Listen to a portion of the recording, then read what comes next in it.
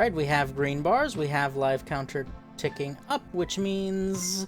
Hello everyone, welcome back to the number mines. Boy oh boy, here I go numbering again. Or rather, here Fuzzy goes numbering again. Yeah, so... Go.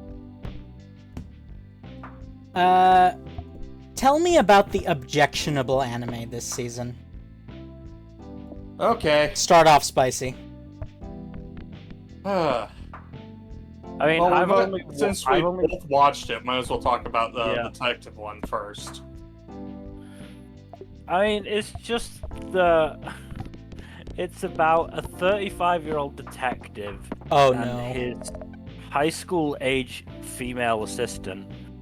And they're introduced to each other with him falling over due to back pain, her opening the door, and him being basically able to look up her skirt. It's not a great start. And it doesn't really get better because there's also some bullshit about her posing as his super young girlfriend. That wasn't good. And so knowing what I know about this sort of thing and the genre, they're definitely gonna bone. Probably, unfortunately. Yeah. Which is why I'm not sticking around with that one. Yeah, no, that's a big no from me, Chief. I mean, beyond that, it was also just kind of like it was dumb. It was dumb in the fact that the 35-year-old apparently has no idea how to even work a smartphone. Which is, incredibly fucking unrealistic. Yeah, 35-year-olds grew up with those. Like, it's not how it works anymore. And apparently he's a washout at 35 despite being a talented detective in his youth. Or quote-unquote youth. He's still technically a young man. Yeah, this is not doing it for me. Yeah, so it's very much a case of meh. Yeah. Not watching more of that. But that can't be the only objectionable one. That's objectionable to how should I phrase this? It is objectionable in a more realistic way, if that makes sense. You know what I'm saying? Mm-hmm. What are some of the some of the other objectionable things? Well, the one I got stuck with that I was most annoyed with going in was Ugly Mug Epic Fighter, which is Okay. Basically, dude has his life ruined because he gets falsely accused of sexually harassing a woman on a train. And apparently she does this a bunch of times to get a shit ton of money, despite, this not being how that works, ever. Don't like that. Oh, don't worry, it gets better, because he gets to the whole point of, oh, you can reincarnate using this website. And he fucks up his stats because of the hideous self-esteem issues. And it's like, I'm gonna make myself super fucking ugly and give myself debuffs revolving around oh, if I touch a woman, I'll lose 10% of my health, for example. Oh god, it's the worst kind of isekai. He min-maxes the bullshit to get a bunch of stats unintentionally. Put it this way, Fuzzy, the content warnings for the anime review of fat phobia, ableism, and false harassment accusations. Yeah. Oh yeah, no. They make him ugly by making his face slightly aesthetically unappealing and making him super, and just putting a lot more emphasis on his obesity in his new life. That's just sad. Yeah, I'm just sad now at the state of modern anime. Yeah, it's just fucking gross and uncomfortable.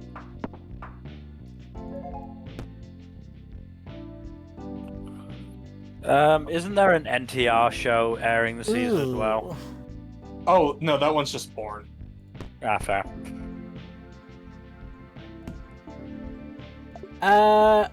Right,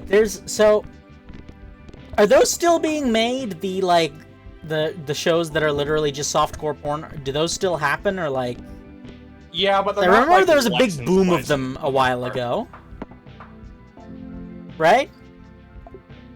Mm-hmm. Like, there was a big boom, but, like, it felt like they were, like, falling off a little bit, but apparently that's no longer the case? They If pop up nothing- from time to time, but they're not, like, the real big thing, usually.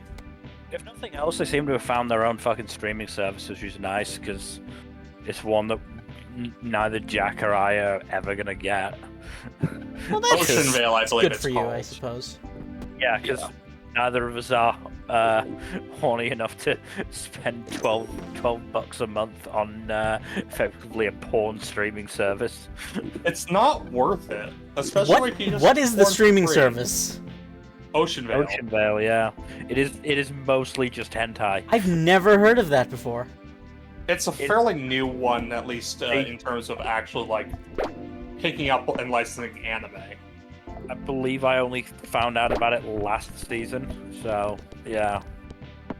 Yeah, in terms of actually licensing simulcast, it's fairly new. So the point of that website is, like, licensed hentai.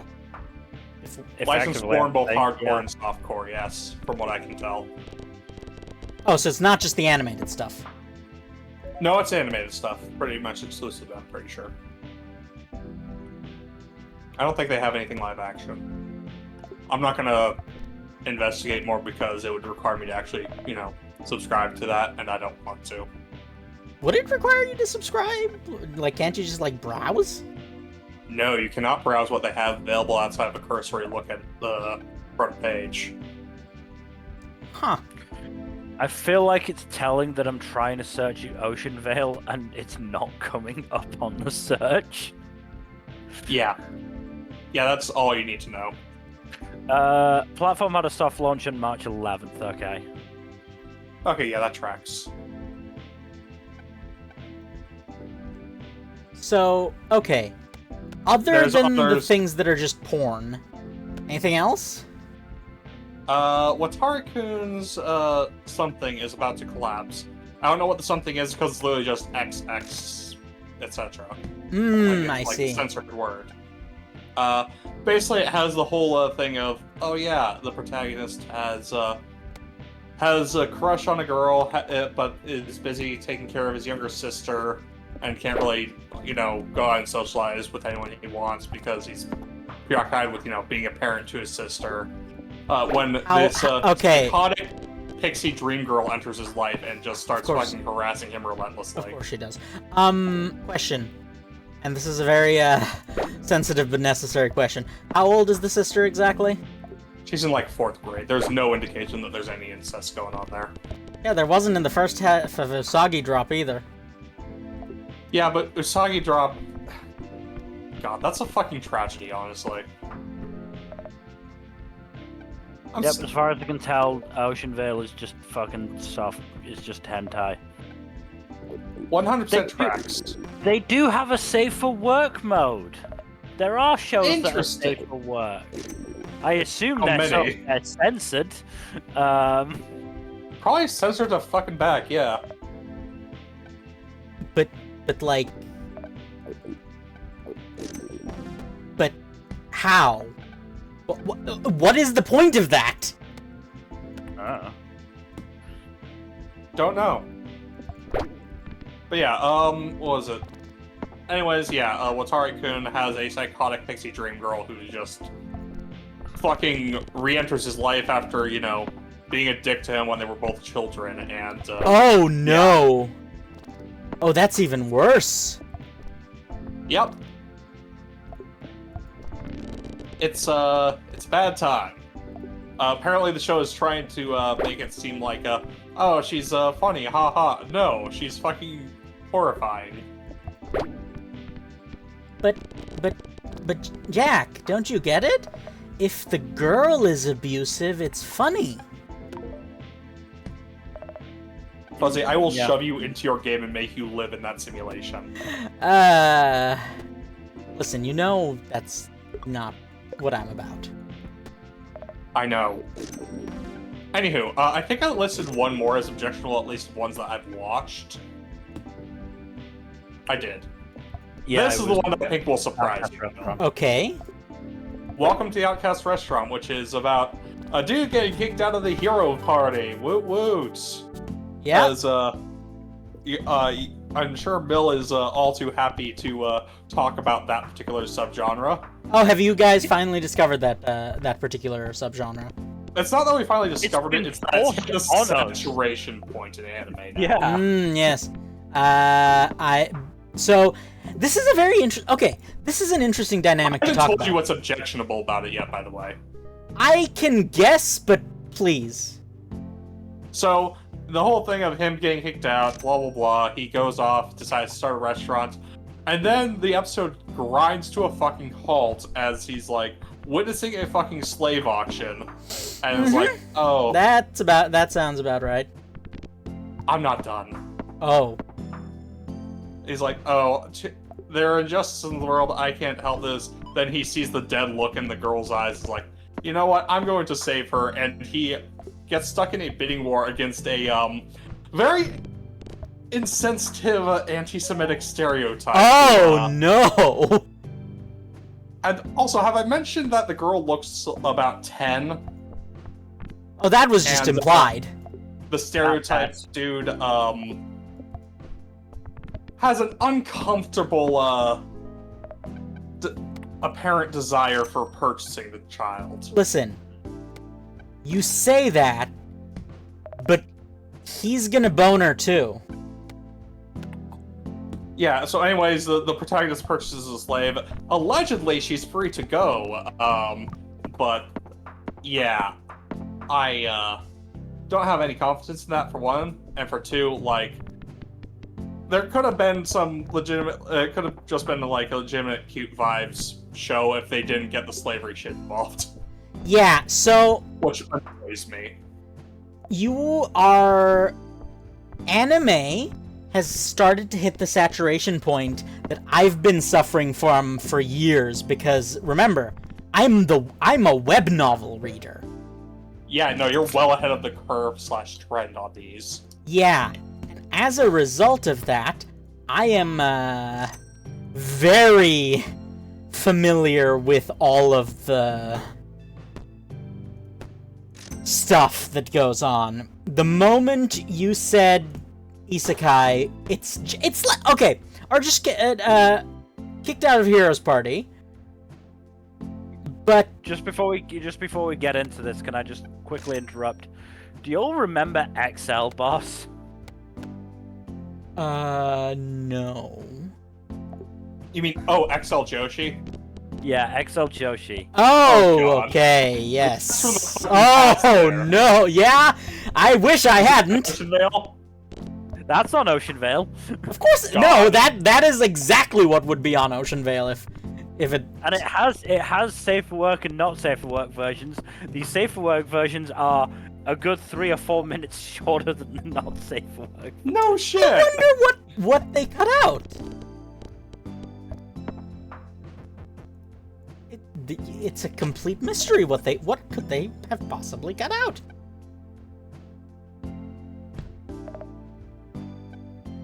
For legal purposes, this is a joke. Mm-hmm. But yeah, that is the line, and you I'm sure you have started to experience the raw fury that coursed through my veins when I started coming across these in my web novels.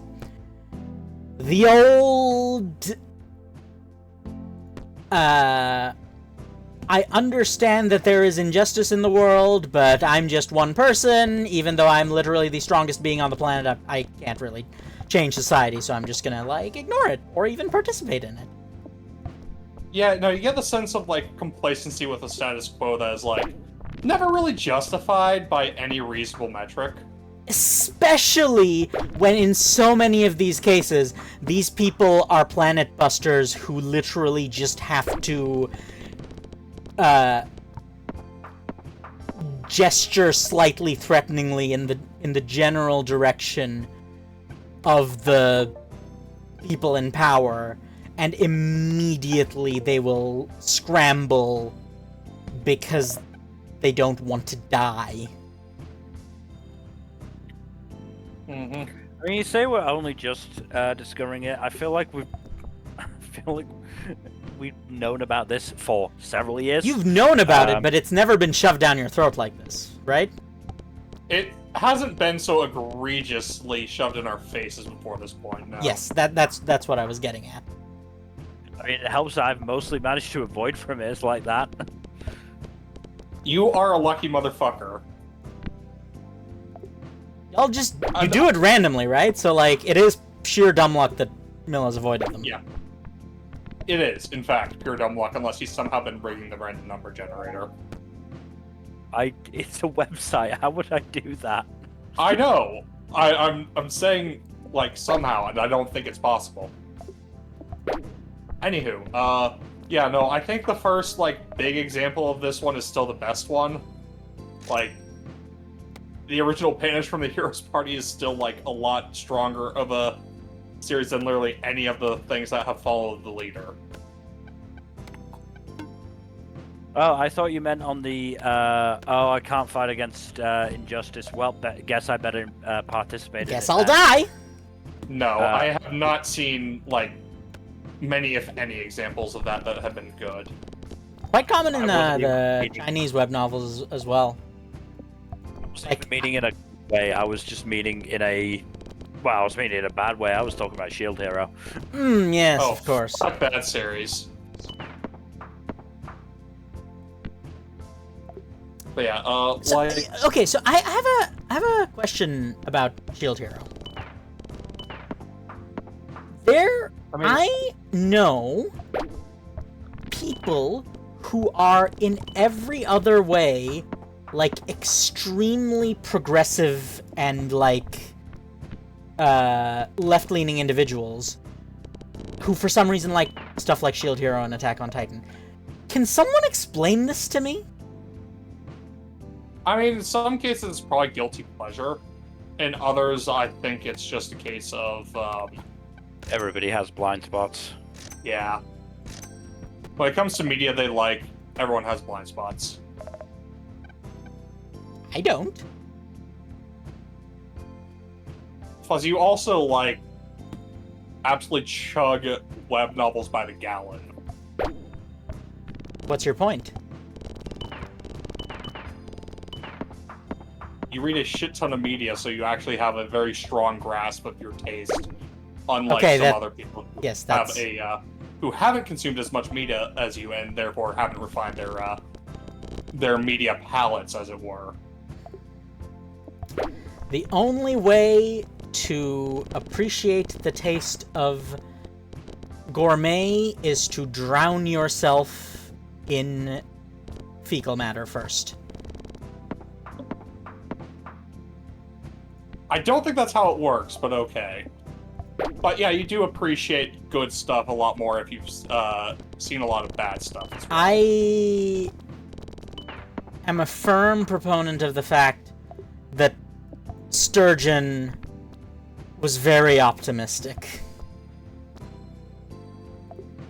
I think Sturgeon was more or less right on the money. It's just... I think Sturgeon also was, like, didn't account for, like, progressive tiers of quality rather than, you know...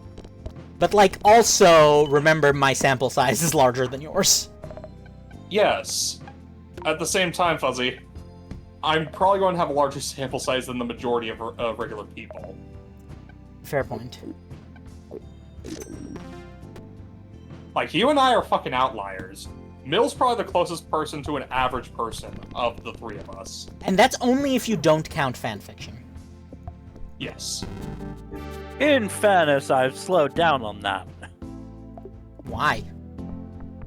You some sort of coward? My hyperfixation has died down a little bit. Okay, elaborate. Well, the vast majority of what I was reading on there was My Hero fanfiction, and my hyperfixation has died down, and so I don't find it as much of a, you know, ease to read fanfiction for it anymore. Why do you think your fervor died down then so much? It's been like 6 years. Has it been that long since the end of MHA? No, Since the end of MHA. last But the year. point is, it's been 6 years, even longer, in fact, since I fucking got into My Hero, and it's probably been about 5-6 years since I was fucking reading My Hero fanfiction. It's frankly insane that it's lasted this long. You say that, but some people have like hyperfixations that last like a fucking lifetime. And then some people are Snape wives. Oh god. I didn't know they existed until I saw a fucking post about them, and I hate life again. I did know they I existed. wish I could unlearn about their existence, if I'm being brutally honest. So, would you like to describe for the class what a Snape wife is? Give me a second, I've got the fucking... I found it on Threads, Gen found it on Instagram. Oh, you're pulling out the manifesto? Yeah. Snape wives were an online cult made of mostly middle-aged women who believe the following. Severus Snape is an omniscient, unkillable entity residing on the astral plane. Snape is the one true god. I feel like the first two are the same thing. Snape possessed JKR to write the Harry Potter books, but she got several things wrong, most importantly Snape dying. The spirit of Snape abandoned JKR because she wasn't good enough for him and created the Snapists instead. Snape chose several Snapists that have a special connection with him to lead his religion. Snapists can serve Snape by marrying him and becoming sister wives. There was lots of debate on if they could have boyfriends, husbands other than Snape in the real world. Snape contacts his followers who are worthy both in dreams and by possessing real-life people. To be worthy of Snape, you need to be basically a trad wife, obey Snape in all things, never question him, don't be independent, be pretty, be thin, only have feminine hobbies, etc. What the fuck? The whole religion fell apart when one of the leaders criticized Snape and was subsequently bullied out of the community, and another decided that the one true god was actually Jethro Gibbs from NCIS. Okay, I can get behind That's that. hilarious. That's like, Mark Harmon is a handsome man. Mark Harmon is a very handsome man. Like, He has such great hair. He grayed early, and it looks so good on him. I have it on good authority from people who are attracted to older gentlemen that he is in fact a silver fox. Oh no, he's like the textbook example. Like he's the model Probably, organism yeah. for silver fox. Yeah, he is probably the archetypal silver fox in our modern day. The male Helen Mirren, as it were. Meanwhile, there are at least 2 other Harry Potter cults as well. Oh yeah, the fucking rationalist. Oh god, I forgot. Rationality and fan fiction of Dumbledore's army and the Year of Darkness fame. God. If I recall correctly, About the rationalists. I read Harry Potter and the Mission. Well, I read part of it, and I just thought it was boring. It sounds dumb. didn't they kill someone recently, or was that like a while ago? They did No, kill someone dude. recently. They At did. least a couple of them have been tried or are already in jail for committing murder. So that happened. And yet there's big streamers who don't understand why it's a bad thing to play Hogwarts Legacy. Yeah. Or, support the upcoming HBO show. Oh right, I forgot that was happening. I know someone said in the TFS server, like, they just look like, the costumes so far just look like bad cosplay. That's not in any way surprising. I think they look like alright cosplay, but it's still cosplay. Because again, the point is, the fucking movies were not that long ago. Not to mention, What? It is a completely unnecessary series. Daniel Radcliffe is still very much in the public eye. Everyone still thinks of him when they think Harry Potter, and nothing JKR can do will change that. It's kind of hard not to, huh? Yeah. Also, like, yeah, no, the original adaptation was very fucking recent and very fucking popular. And And just like And a pretty additionally- faithful adaptation overall. Like, Yeah. Unless you're like a fucking pedant. Like, yeah. are we allowed to say that word? Pedant. Yes, I know. The joke is Yeah. You know what I'm trying to say. I think so. Anyways, fucking. Oh yeah. Not to mention, like, fucking Warner Bros. Is like, I don't think they're financially equipped to try to support a fucking 7-season streaming series, because those are not nearly as profitable as, you know, fucking movies, which is their bread and butter. So, like, you can expect them to turn on like something of a profit off the new Superman movie, because, you know, that is actually making decent numbers at the box office. Mm-hmm. But, like, I am happy that that's good. it is very good. I am very happy with it. But yeah, no, like, a streaming series, that shit doesn't make any money. Like, you can make money off of merch, but, like, why bother when you already have, They like, already have a merch empire. Like, yeah. like at this The point, only reasons I can think of are, like, they want to try to draw in more fans and to spend more money. which it's And JKR wants to, you know, distance the property from the people who are, you know, the her ones who made the property even more famous with the movies, because they, by and large, are against her bullshit. yeah, it's crazy how they have morals like that. Yeah, it's wild, isn't it?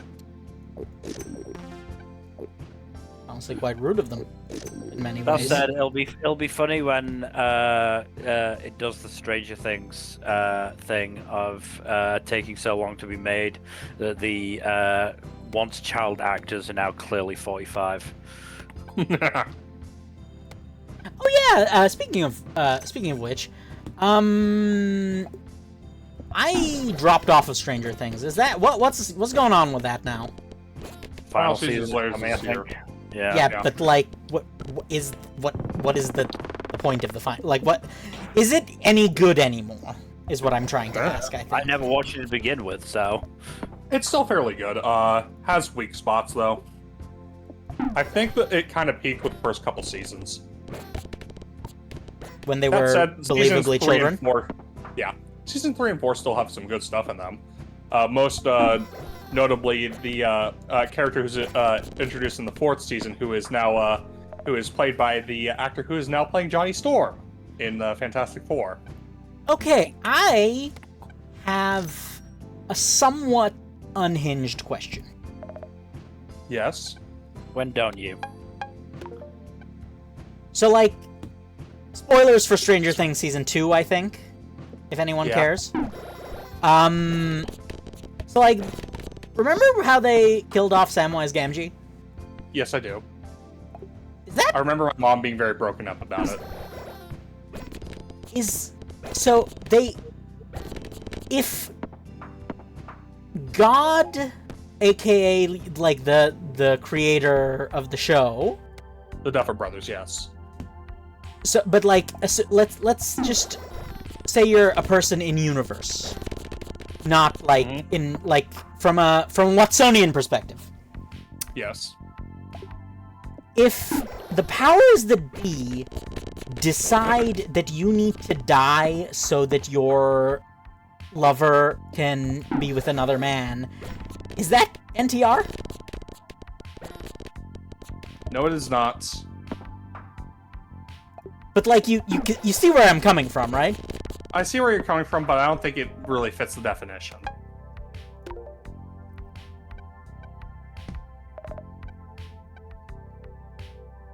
But yeah, I'm like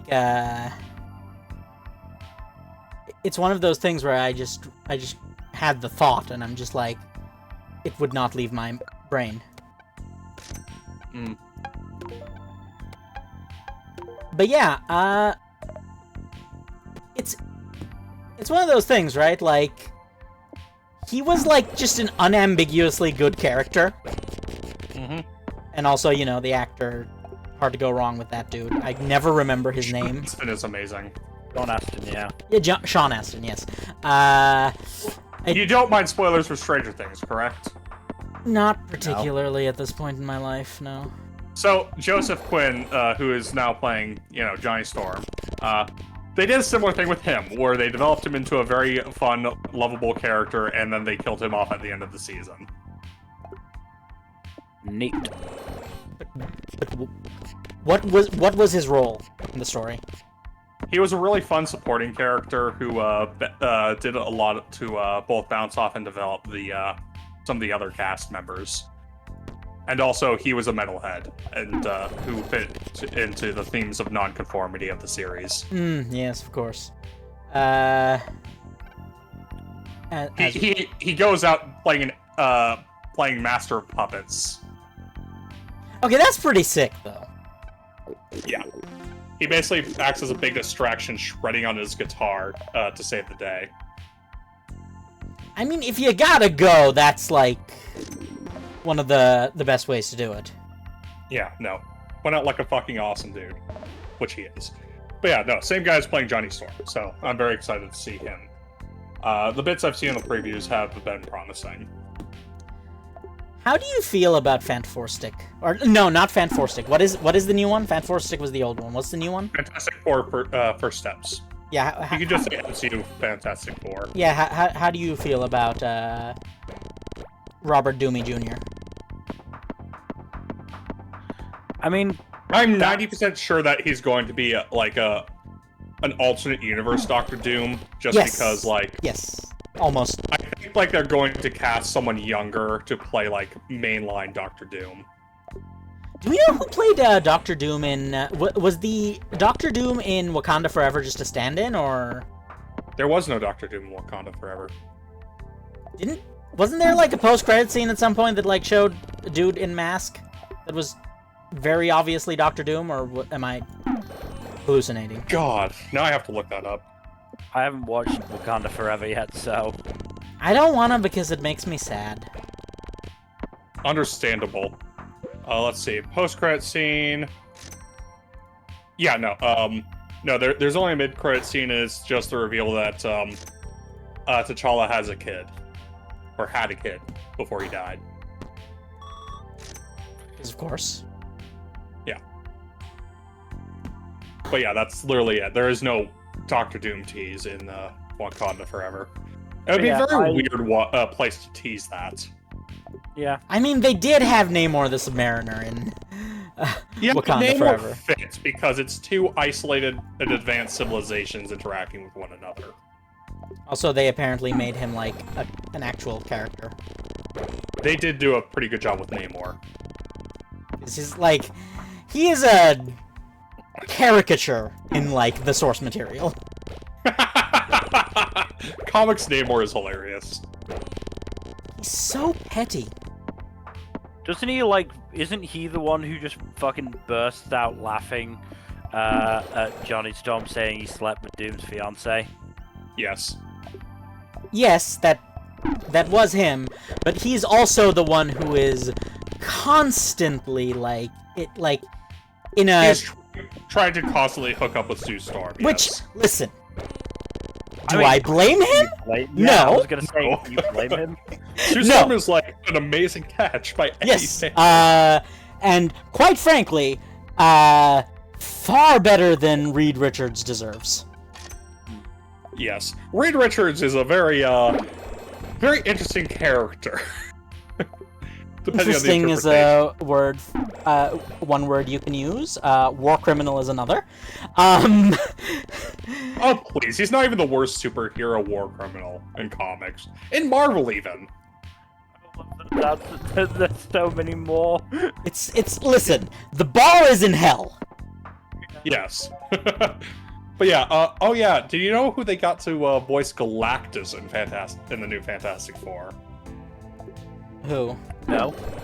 Ralph Ineson, who you may know as Dagmar from Game of Thrones, Mel. Oh, neat. I have no idea who this is. He has a pretty good has voice, a if I remember correctly. very deep voice, yes. Yeah. So he works really well for Galactus, I think. He's also been in Assassin's Creed Black Flag, Final Fantasy 16. Who was he in Final Fantasy 16? Sid in 16. Oh, okay. That's all you had to say. Yeah. And he was also played the Green Knight in the movie with the same name. Hey, what's that You movie could kill called? it, The one with the Green Knight? I think it might be called the Green Knight. Oh, funny how that works, huh? Yeah. Yeah, no, dude has a fucking deep-ass voice. Good choice to play Galactus, in my opinion. Wait.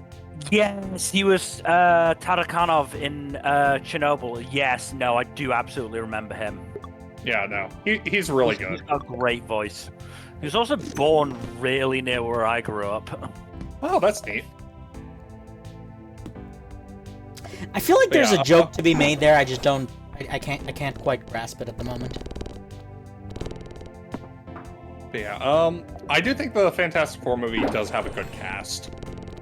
Because you got... What's funny about the cast of the Fantastic Four movie is that the original movie, like way back in the day, also had a really good cast. Mm-hmm. It's about the script, basically. Yes, It's gotta have the a good issue was the script. Because, like, Michael Chiklis, Ian Grufford, Chris Evans, they were really good at their roles. The only questionable one, I think, is Jessica Alba. Jessica Alba was phoning it in. Yeah, she did not have the best performance. Yeah, she was absolutely phoning it in. But at the same time, like, also, man who played Doctor Doom was a shockingly good Doctor Doom.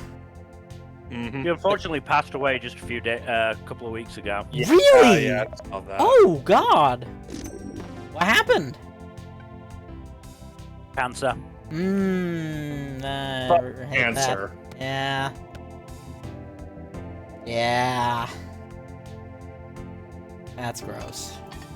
Not that he suffered from it, but the disease. Joy itself. McMahon was his name. But yeah, I genuinely remember actually enjoying the two Fantastic Four movies with Chris Evans and All the rest. yeah. I really enjoyed. Dumb, cheesy movies, but they were fun. Yeah. I really enjoyed the Thing in that one. Michael Chiklis. He was like. Michael Chiklis was very perfect. good. Yeah. Yeah. Yeah, he was like really good at being the Thing. Like that's gonna be a bit of a bar to clear if you know what I'm saying. I think the actor they got for the Thing is a pretty good one. I don't know how to pronounce his last name. I think it's Eben Mosbacher. I don't know how to pronounce it. But he's been on The Bear, which I've heard is really fucking good. And I do remember him in The Punisher, where he was also really good. My problem with the Bear is that no one has the ability to shoot laser beams out of their urethra. And therefore I am not a proponent of it.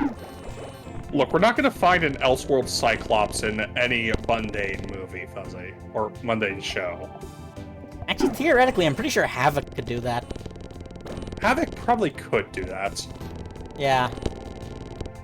Yeah, I forgot he was the dude was in Andor. God, Andor was so good. I have mixed feelings on Andor. Oh? Cause like, isn't he basically a completely different character from the dude in Rogue One?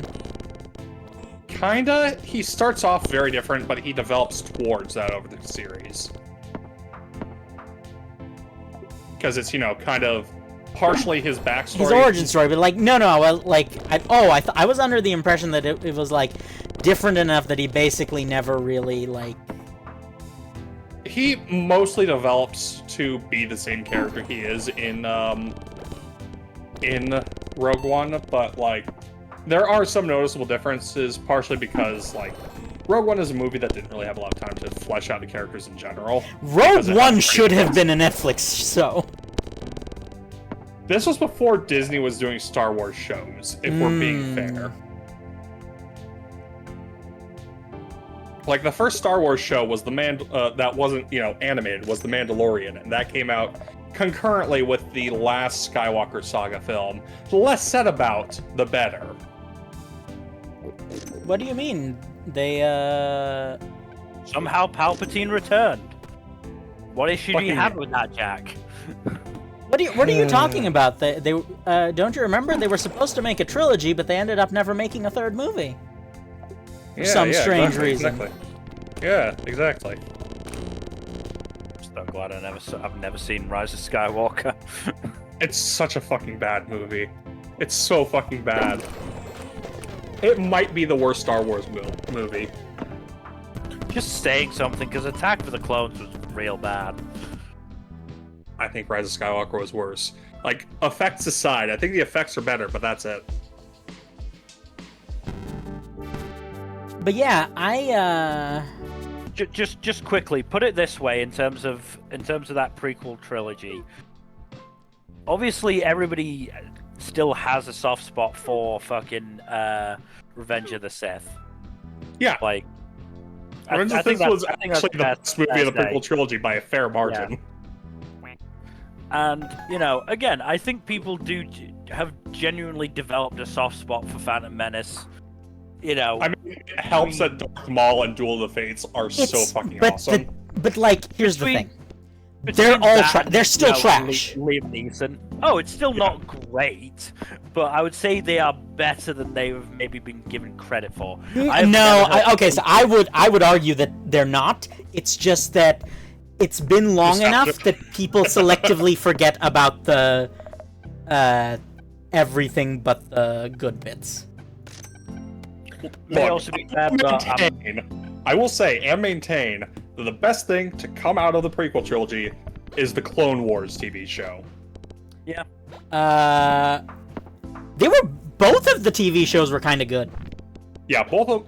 I think the Genndy Tartakovsky one I don't count as really like a TV show proper because it's more of a miniseries. Yeah, but like.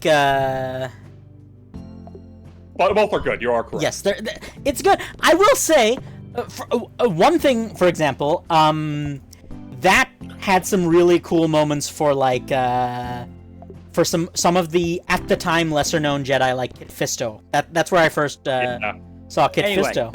Yes, go ahead. Yeah. Anyway, the point is, rightly or wrongly, Phantom Menace's reputation has improved somewhat. Yeah. I have never heard anybody have anything good to say about Attack of the Clones. Attack of the Clones is easily the year of the prequel trilogy. I'm sorry for all 12 Attack of the Clones fans out there. I'm sure you exist somehow. Are you sure they exist, or are they just like solipsistically dreaming themselves fans into of some of the worst pieces of media you can imagine? You and I both know this on an intellectual level, no matter how much we wish to deny it. Yes, I know. I just sometimes it's comforting to live in ignorance.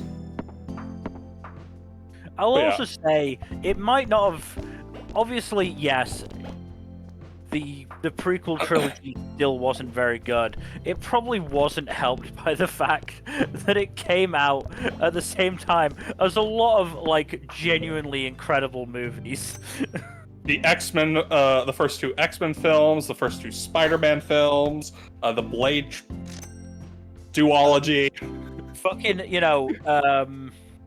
Lord of the Rings trilogy, Matrix trilogy, like, genuinely, that early 2000s and slightly late 1990s was a fucking, like, incredible period for movies. Yeah. Yeah. Yeah. It just made the quality of the prequel trilogy stand out all the more starkly as a result. Chat, how do you feel about sand? I hate sand. It's coarse and it's rough. And it's irritating and it gets everywhere. I will never not quote that line whenever I encounter sand, just because that is the one funny bit in. Do you know what's funniest about this all? Yeah. Hayden Christensen isn't a bad actor. What was he he's doing in that honestly movie? getting directed like shit. Directed like shit with terrible dialogue. There's But, only like, so much, dude, only so look. much his skill can do. Could he not have just, like, put his own spin on it? So, funny thing, when confronted by Harrison Ford about his dog shit script, Harrison Ford was threatened to make George Lucas read his script at gunpoint, I'm pretty sure. Which... That sounds like a Harrison Ford thing to I do. still don't know if Harrison Ford is, like, the worst person ever or, like, the best in Hollywood. I think he's I a love bad him, person, to be but honest. he's cranky as hell. Yeah. Justifiably cranky, to be honest. I can't blame him. Yeah. He also, Hollywood's he was nuts, and also he gets- so horribly misquoted on that one Red Hulk interview. Oh, yeah. Not surprised. Honestly, at this point, fucking Ford has like really lent into it in his public persona. Mhm. So a lot of Yeah. his like grumpy statements now are actually mostly just tongue in cheek. Mhm. Him just playing up to what people expect from him. Like, he's... But, like, yeah, like, I on a spiritual level, I want to believe that he's, like, kinda cool. But, like, logically, I understand there is no such thing as a good celebrity. To be fair, has there been actually anything objectionable about him that's come out, or is it just that he's kind of a dick? Well, he does crash a lot of planes. I think it was only once or twice he crashed the plane, was he? You look it up, it's more than once or twice. I'm geez. willing to give him a pass for that. I mean, Yeah. it is his own plane, and he's, like, usually not with anyone. It's not like he's fucking going on, like, fucking Airbus A380, just going, I'm Harrison Ford, I'm taking over this plane, fuck you, and then crashing it into a mountain and somehow walking out unscathed. Fun fact, Airbus A380s are the largest plane that's currently in wide use. Y'all remember that time, noted, hate crimist Mark Wahlberg said that if he was on one of the 9/11 planes, it wouldn't have gone down like that? Yes, I remember. God, like... Mark Wahlberg isn't even like the 5th worst actor in Hollywood Yeah, in so- terms of being as a person. So, like... And he literally blinded a man for racism reasons. Again, No, I know that the bar is in hell. Like, no, this is not something that is ever gonna be able to happen because, like, how should I put this? Because they have, like, too much sway to a certain extent. But there needs to be a proper longitudinal study on the things that being a celebrity does to the human brain. oh no, I completely agree. I think there has been like some studies on how wealth affects a person's brain and ability to like consider consequences and feel empathy. But like, I don't know if there's been multiple comprehensive studies or not. Yeah, like I don't believe there have. And like the fame and celebrity angle is a big one as well, because it's like, that kind of shit fucks with you. yeah, just like I don't like know what it is about the human brain that just makes it so when you have lots of money, you just go crazy, apparently. Well, it's just a disconnection from consequences and you can't really feel empathy because you can't relate to other people anymore. Yeah, I guess it's just It's not like all celebrities are, you know, mustache-twirling supervillain assholes. Listen, as depressing as it is to think about, I'm pretty sure most of them would qualify. I don't necessarily agree, partially because not all celebrities are as wealthy as you think they are. No, so it's not about wealth. That's what I'm trying to say is like there's something like it's fame does things independent of wealth is what I'm trying to say. It's like even like so what I'm saying is like I'm referring to like a certain level of fame rather than a specific level of wealth. Completely fair. I mean, you can see it most clearly demonstrated in the like the consequences of, you know, child actors who hit it big, as it were, and how that fucks with their development. Yeah. So can I just clarify something from earlier? Okay.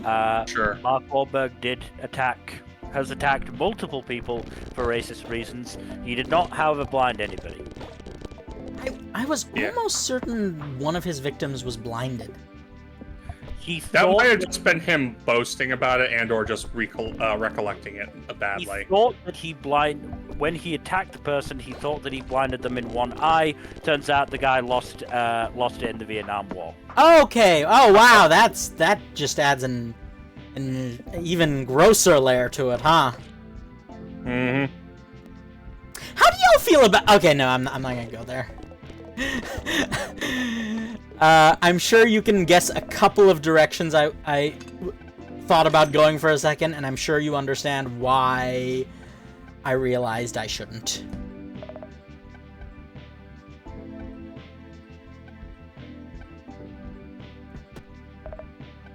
Hello? Yeah? Yeah. We're just not sure how to respond, Fuzzy. Just because Yes. we don't say anything doesn't mean we're like being silent on purpose.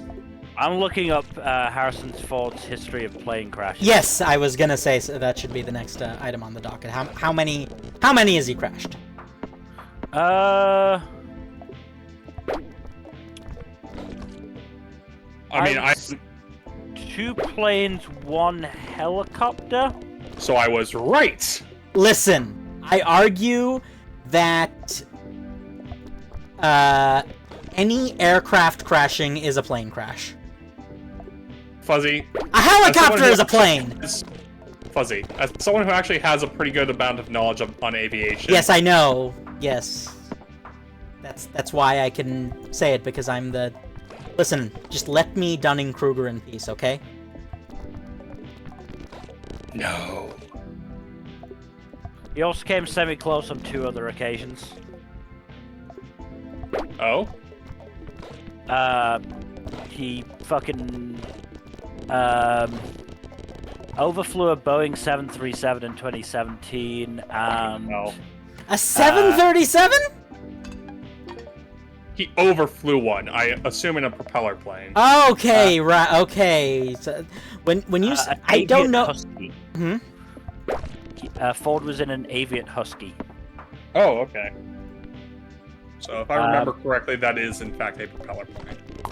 And then 2020, Ford crossed the runway where another aircraft was landing, though they were actually about 3,600 feet from each other.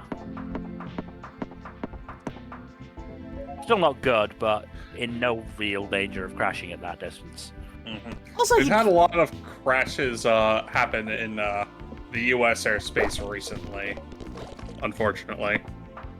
Wonder why. do you think it has anything to do with those things that guy who committed suicide by shooting himself twice in the back of the head from 6 meters away was saying?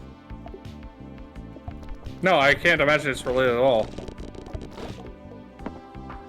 It's crazy how the skills people can develop. Uh-huh. How long do you think it took to learn how to shoot himself twice in the back of the head execution style. I was taking a lot of practice at the paintball range. Mm-hmm.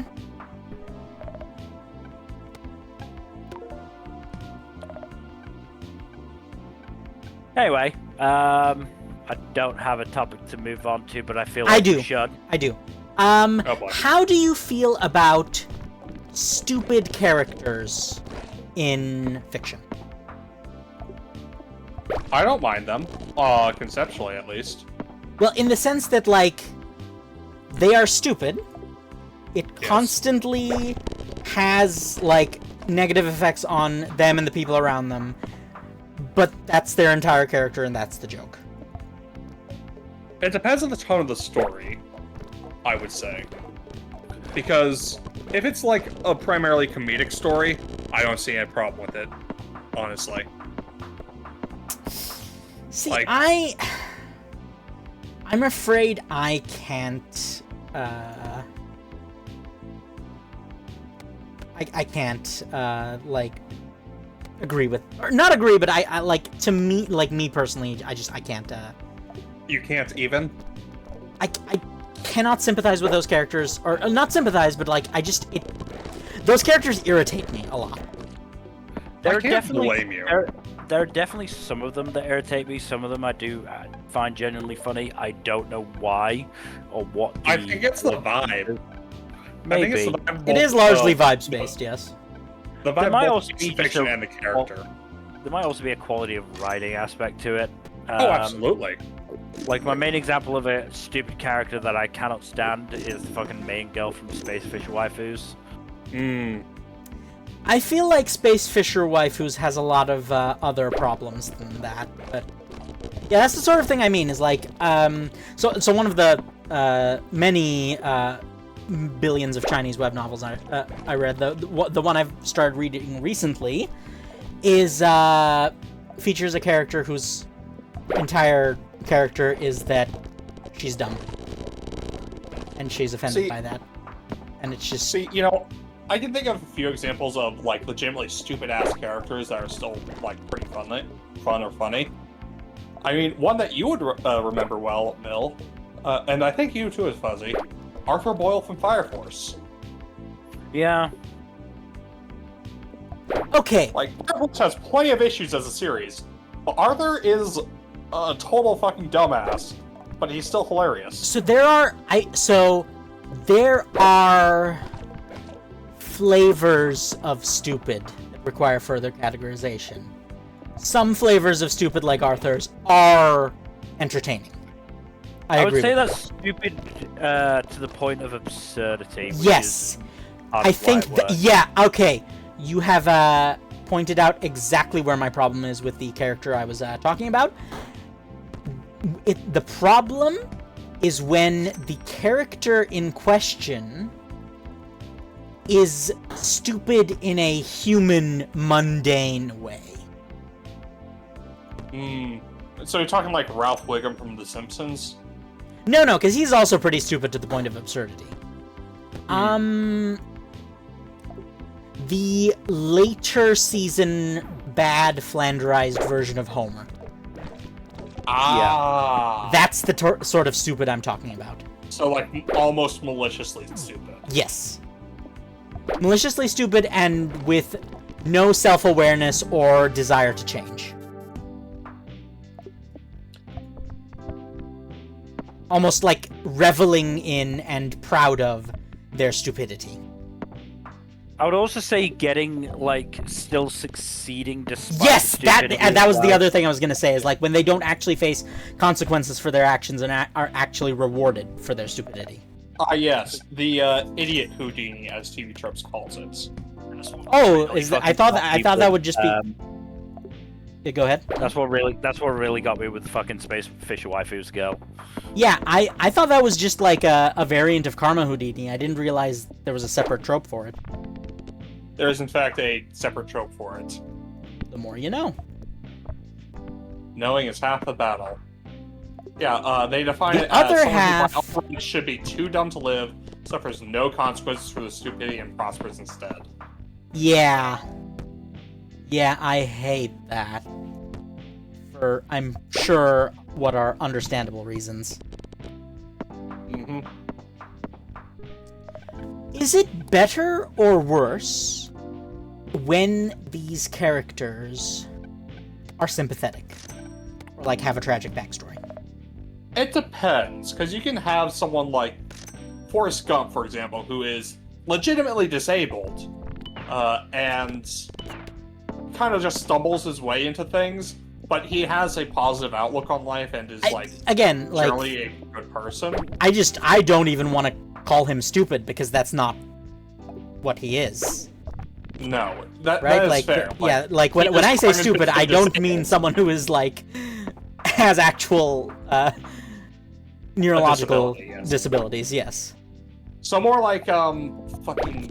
What's the name of the fucking detective in, Pink Panther? Clouseau. Clouseau from Pink Panther. No, because Clouseau is, like, the entertaining kind. Okay. Right? You get what I mean, right? Like, there's a... Again, with everything, it's an execution thing. But with Clouseau... Okay, go ahead. Sorry. Michael Scott from The Office. To a certain extent, yes, yeah. Like, so, my only experience with I'm not really super familiar with The Office. My first 2 episodes of The Office that I watched were the pilot episode and, Scott's Tots. Neither of which paint the guy in a flattering light. He is not the most sympathetic of characters at times. There are times when he is genuinely sympathetic, though. Yeah, but the thing with him, though, is that he is, like, one of those characters who is supposed to be comedically idiotic, but at times strays too far to unsympathetic. Yes, there are times when he, you have to be aware of, like, when to stop. Mm-hmm. And that's where, like, that's the difference between a Clouseau and, like, some of the worst of Michael Scott in The Office. Oh yeah, let's not even get into fucking Family Guy and Peter Griffin. So, with Family Guy, it's not so much stupidity as it is bad writing. I mean, it can be both. Well, yes. But, like, yeah, Family Guy is sort of its own, like, mess of awful. Mm-hmm.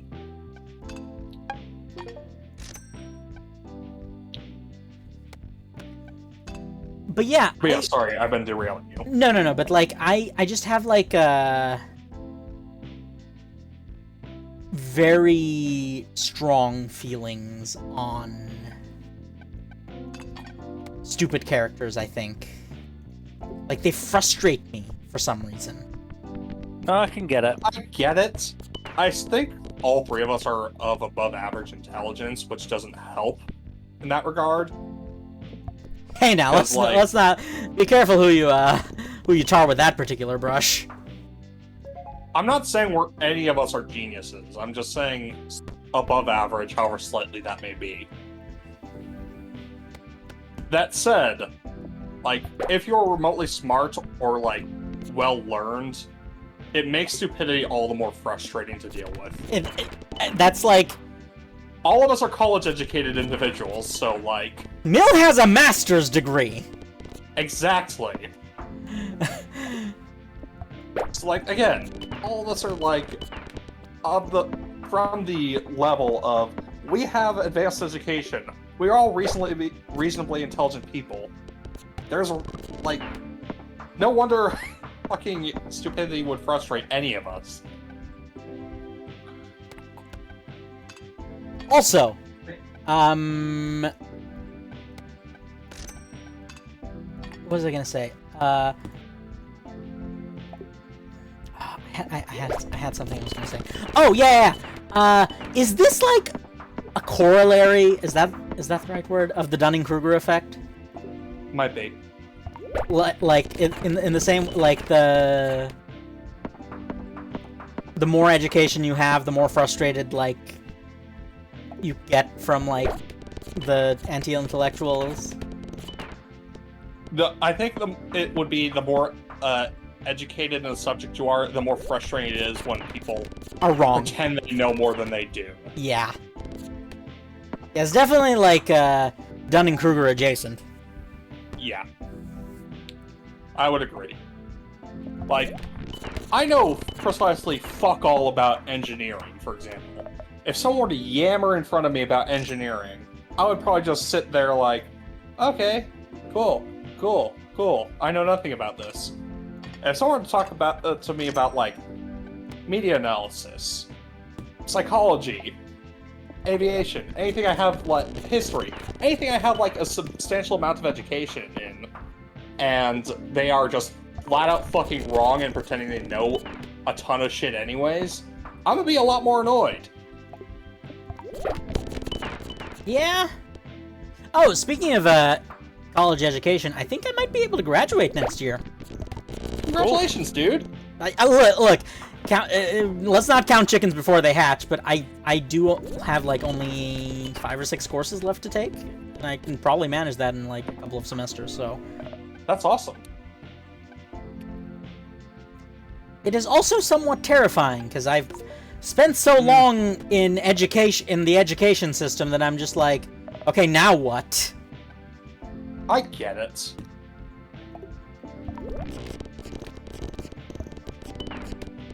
Though to be fair, it's not like I've got like anything better to do. Mm. Cause like can't really hold down a job, so it's basically just like school. Not a lot Job else. market is hard enough as it is, let alone if you have to deal with, like, A severe disability. complicating factors, yes. Yeah. Complicating factors of any kind, really. Not just disability. Oh yeah, I just mentioned disability because that's like my specific issue, but Yes. like,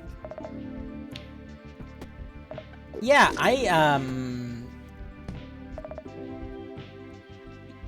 wouldn't even say that I'm averse to working a job, right? Like, it's just the conditions that I require, that my disability require, are not conditions provided by basically anyone in the employment sphere. And probably, like, justifiably so, but, like, you know, still stings a bit occasionally. Yeah. No, that's fair. But yeah, I do get frustrated by character archetypes. I just also, God, I've talked about this, but I need to rant about it out loud. Why does every male protagonist have to be, like, 6 feet minimum? Why are they all tall? Because society, for some reason, just hates twinks. Anti-twink prejudice. Like, Don't worry, Fuzzy. I made my protagonist 5'6". listen, it's better. It's still a bit tall for my taste, but it's fine. I'm sorry not everyone could be a short twink like you'd like, Fuzzy. It is the world that is wrong, not me. I mean, if it makes you feel a little bit better, there's an anime series airing this season that does have a short king who is very effeminate as the protagonist. Okay, I'm probably read the source material, unless it's original. Lay it on me. What is it? It's some dealing with Mikadono sisters is a breeze. Oh yeah, I haven't read that one. Yeah, Yeah, okay. I think it's a harem series. I'm not sure. Really? I couldn't have guessed. Might explain why I haven't read it. Okay, look, Yeah. so, okay, this is an interesting segue. Harem series, right? Yes. We all know... You all are aware of my stance about harem series, right? It's polyamory for cowards. more that anything other than the polyamory route is cowardice. Yes, exactly. It's polyamory light for cowards. But, like, knowing that, I do feel that there needs to be, like,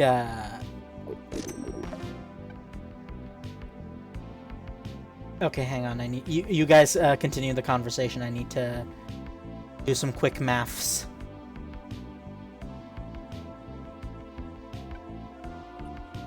So yes, what was the fucking thing I was gonna say? God damn it! I lost my train of thought. Okay, anyway, I've done my... I did my thing that requires thought. So yeah, I just, like, not necessarily by choice. I should clarify this. And I'm not even saying this out of, like, any sort of shame or anything. I'm just like, I don't have a choice in the matter because they're all of the Chinese web novels and most of the Korean web novels tend to be harem adjacent. The only good thing is that they do tend to actually end in polyamory, or at least like the harem ending. Yes, it does seem to be a lot more common in the web novel space. I would actually say in a lot of the non-Japanese space. I like Really? the So it's more common in non-Japanese web novels, you're saying? yeah, so like the Chinese and Korean web novels almost always do go for the harem ending. However, I have problems with that too. Please elaborate. They half-ass it a lot of the time. What, do they leave most of the female characters incredibly shallow and underwritten? No, it's worse. They write sympathetic female characters that are in love with the protagonist who don't end up in the harem at the end. Okay, that's just more confusing than anything else. Yeah, they're like, okay, so, like, there's these...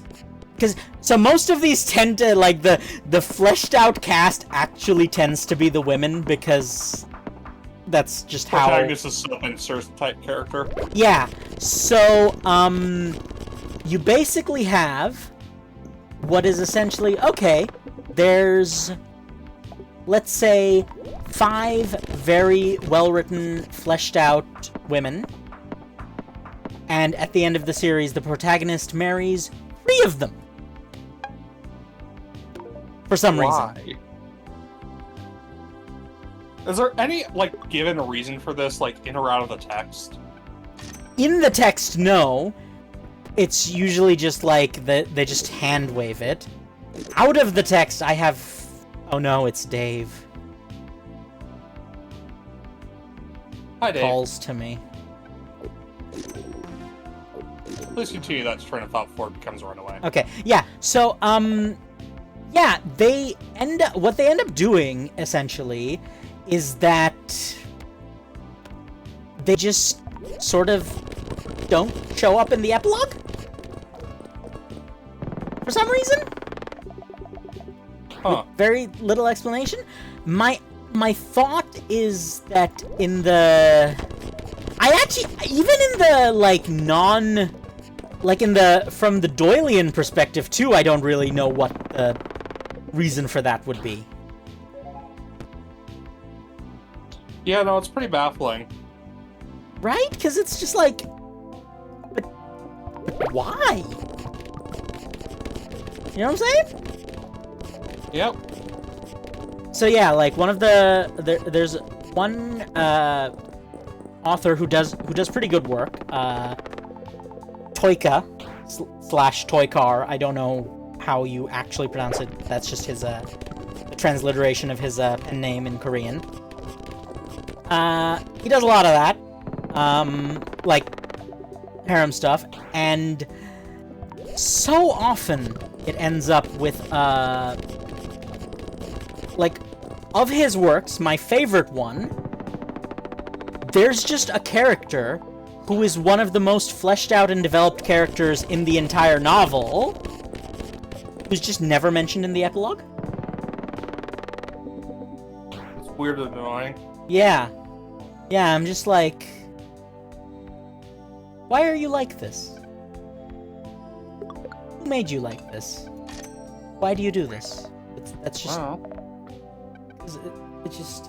It hurts me. Emotionally.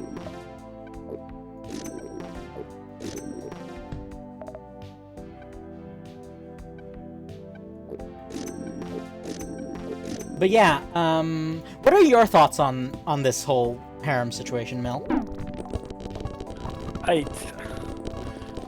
Not really any different to y'all. It seems fucking dumb. Well, no, it's just like, what are your thoughts on the genre in general? I think it's a genre that does need better writing quality than most to succeed. I am actually reading a harem series in Shonen Jump right now that's quite good. Alright, Mel, tell us, how many chapters in is it? How big a risk is there of getting axed? And it's on 50 chapters right now. And, alright, give me a describe taste. So, male MC is a house cleaner. He gets contracted to work for this big high school girl CEO. Turns out she is joining his class. He has a crush on a girl in his class who the CEO says, "Oh, I'll help you get into a relationship with this God, girl." it's one of those. But then suddenly realizes, oh shit, I like him. And also along for the ride is the high school girl CEO's. The CEO is also like a model for like her own Yes, of course she is. makeup line. And she has an underclassman who moves to the big city and pretty instantly falls in love with this guy. I have a lot to say about this. I will say, I'm sure you do. I am a veteran. I fought in the Toradora Wars. So, people have basically been calling this Reiwa era Nisekoi. Oh, that's the most, like, damning review they could have given. Except that it's actually written well and all of the girls thus far are likable. Okay, but... So, not Nisekoi, really, then. Okay, but have you considered, what if that means it's the next Yuna and the Haunted Hot Springs? God. That one ended fucking awful. I'm convinced that the author did that entirely on purpose and out of spite. That is the only plausible explanation. You think that the author did it to spite Shonen Jump specifically for not letting him do a harem ending? Is that why he didn't do a harem ending? I don't know. I'm asking if that's what you think is the reason. I'm not aware of the tea, so I couldn't tell you honestly, but like, You don't know if Shonen Jump actually refused to let him do it or not. All I'm saying is that my theory is, possible theory is that he made the ending really bad, specifically because Shonen Jump wouldn't let him do the harem ending. That raises some interesting questions, doesn't it? Yes. Why would they not do that? Let him do that? Because Shonen Jump is, let's say it's not particular, not as It's run by willing to people be with room temperature transgressive. IQ. You can just say it outright. I was The gonna people say in it's charge not of, willing to be transgressive as like other magazines. and also their management has Their management are cowards, yes. an IQ in room temperature. Yes. Anyway, I do think Hema 10 is very good. All of the girls are likable, and people are supportive of all the girls, even if, you know, thus far 2 of them definitely have no chance because the third one's name is in the fucking title of the series. Yeah, I was gonna say that it seems to be the exact problem I was describing. Sort of the false harem, if you will. Whereby, or like the have your cake and eat it too harem. Yeah, as said, it's well written thus far, well written enough thus far that I am enjoying myself with it. Certainly it's better than the other fucking harem series I read in Shonen Jump until it got axed. Was it Oh, the that was one? the the We never learned of that, right? Yeah. Wait, which one are we talking about? It was called Sidcraft.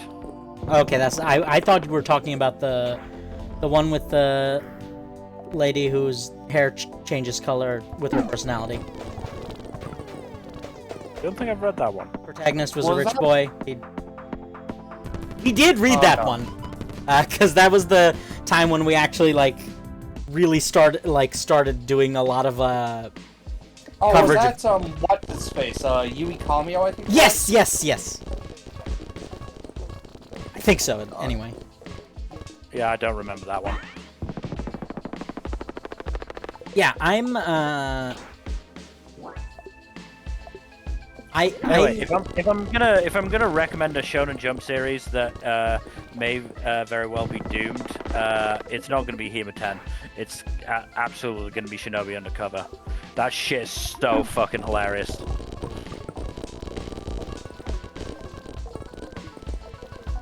Like in a recent chapter, they are currently in like a big fight between two of the best ninjas, one of them being the protagonist, and he does this like throughout the. Basically, his big weakness is that he's not able to like focus on his fighting if he's distracted by something. so his weakness is ADHD. Sort of, but in this fight, he does this big build-up to a special move, and it's fucking compartmentalization. Okay, that is very funny, but also so dumb.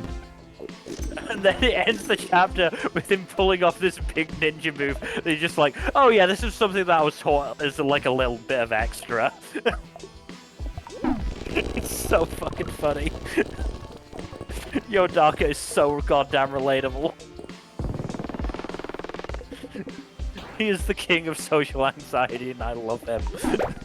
But is he a twink? Yes. Well, you had my curiosity, but now...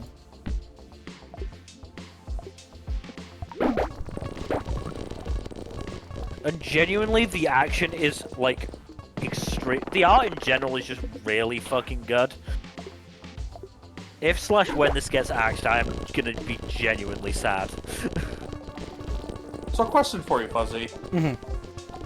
Where do you draw the line between a twink and a twunk?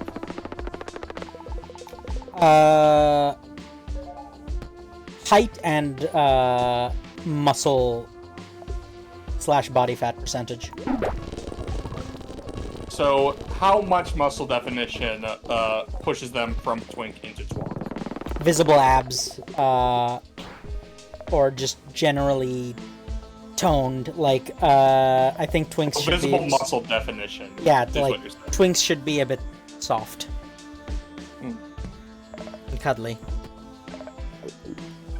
Though I will say, I am someone who has a hard time differentiating between, or rather, I project my own preferences in such a manner that I tend to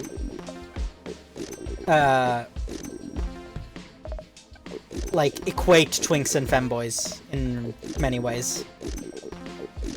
Hmm. Oh, there's also a androgynous character who flirts with pretty much everybody. Nice. I did not like her when she was first introduced, but I love her now. Okay, I'm less enthused about that. It's like, I feel like there's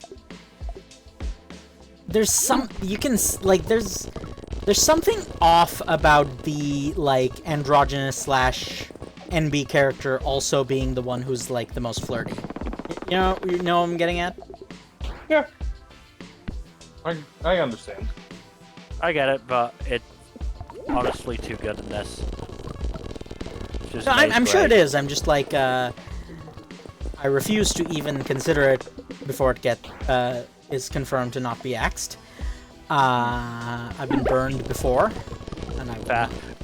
The other female member of the ninjas is like the fucking brute force as well. Okay, so that's another interesting question. What was originally a subversion of a trope has now become somewhat commonplace. Which one? The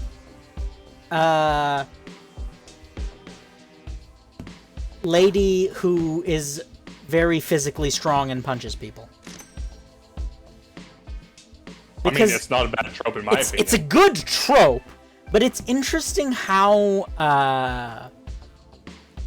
quickly something like that has like changed to the point that it's become the norm rather than the subversion. Because it was, again, it came from a place of subversion where the patriarchy had convinced the cultural zeitgeist that woman equal physically weak, and so authors were like, but what if woman strong?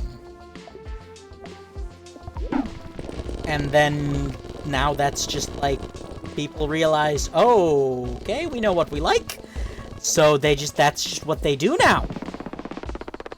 I mean, I think it's a positive that woman strong has become a popular trope.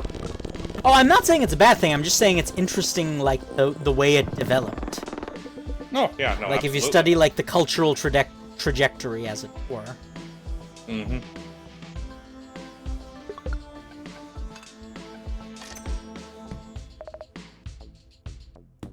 So, unrelated, but going back to Shonen Jump, because we've been talking about some Shonen Jump manga for a second. What do you think about the reveal of Rox's design, Fuzzy? Oh, I'm a bit behind on One Piece, so no spoilers for that.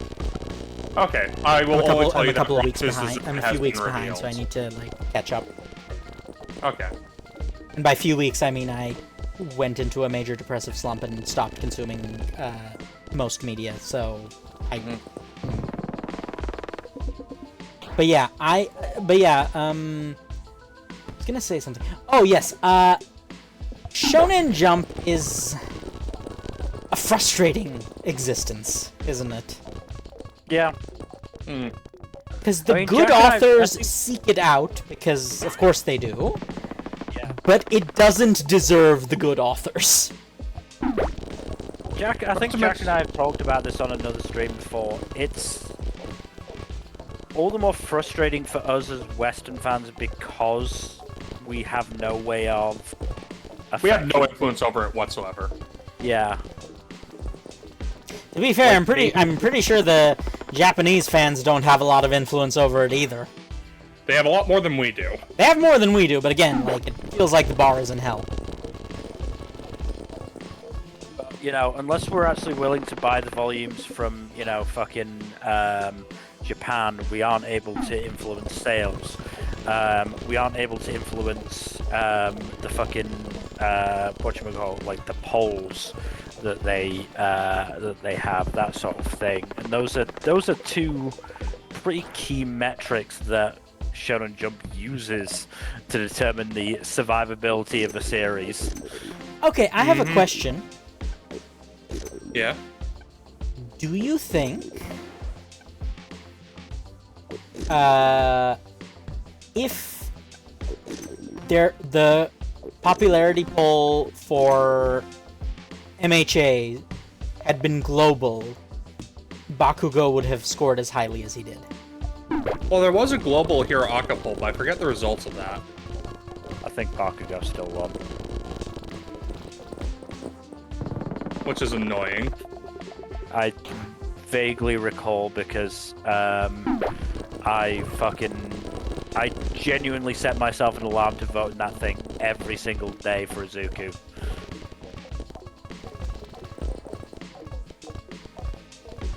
I The have. poll was last year. I feel like I've sort of I've come So, to. Go ahead. Sorry. Results: Bakugo number 1, Izuku number 2, Todoroki number 3, Aizawa number 4, and Kirishima number 5. Good for Kirishima. Yeah. Good for Kirishima, but also Bakugo winning that is proof that we probably don't deserve heaven. I think that's an unfair generalization. Hey, I tried to do my part. And we thank you for it. Also, the highest ranking woman in the poll was Uraraka, who didn't even crack the top 10. Yeah. Is that proof that we don't deserve heaven? Maybe. No, it's proof that the Hero Aka fandom and/or author just doesn't do enough in writing good female characters. And also, like, a lot of the fandom is just simps for the male characters. So what you're Sorry, saying is Horikoshi had a not write goal. good woman. I had a goal that I needed to attempt, and that involved voting only for Izuku, nobody else. And did you succeed in this? No. Why? Because people like Bakugo too much. My goal was to try and get Izuku the fucking win. Oh, okay, that's what I thought. I thought it was a personal goal, not a global goal. Okay. Yeah, I just... Have we figured that out yet, by the way? Why people like him? No. I think it's like a coolness factor or something for some people. Or like some people think he's actually developed well as a character, which I don't necessarily agree with. It'd feel a lot better if he faced consequences for his actions, and actually like had to receive some sort of like permanent injury that would reduce his capacity for hero work. Instead of, I think we the... as a society are too focused on punitive justice. Okay, yes, but also... Gotcha! Listen, okay? I am a proponent of restorative justice, but also... Them kids, right? Yes. I'm sorry, Fuzzy. I saw my opportunity and I shot it. literally took a full course on restorative justice. Believe me, I know. Yeah, I know you know. I just was like, I see a golden opportunity and I'm going to take that golden opportunity. And I And you really respect blame me. it even though I hate it.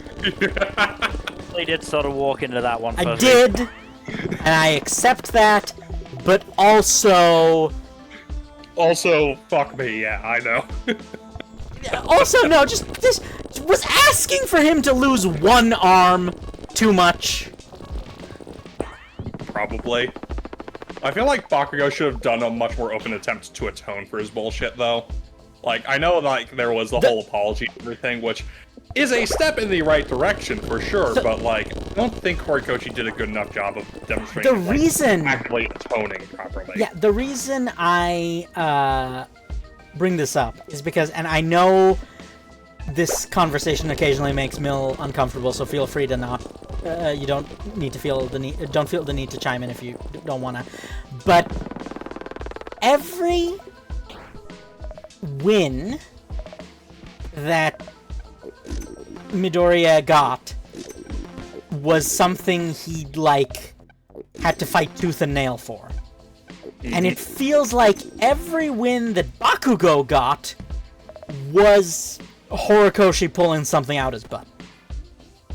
And that even spread to the end of the series, where character sacrifices everything and then has to be content with being, like, not achieving his dream for, like, 8 years before his, like, the people who really should... He saved the world! And it took them 8 years to give him a super suit? I know that some people would argue about the logistics of it, and, you know, All Might's thing being a prototype that got fucking totaled. Yeah, and that prototype didn't take that long to make! Even if he also bankrupted him almost. Again, he saved the planet! Surely they could have come up with the money.